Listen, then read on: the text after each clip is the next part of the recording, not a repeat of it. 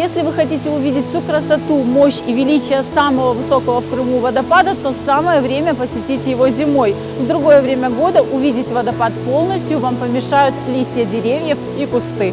Высота одного из самых популярных водопадов в Крыму по разным данным варьируется от 99 до 115 метров, что в 2 раза превышает высоту знаменитого Ниагарского водопада.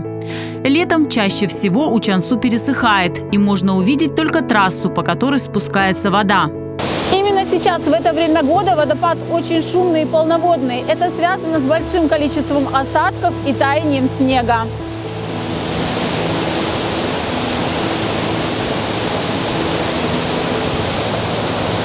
В середине декабря прошлого года водопад Учансу был закрыт для посещения из-за оползня, вызванного сильными дождями и снегопадами.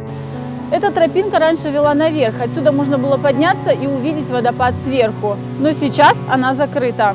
Сегодня звуки струящейся воды Учансу слышны на большом расстоянии, по дороге к водопаду, а его красота завораживает и заряжает.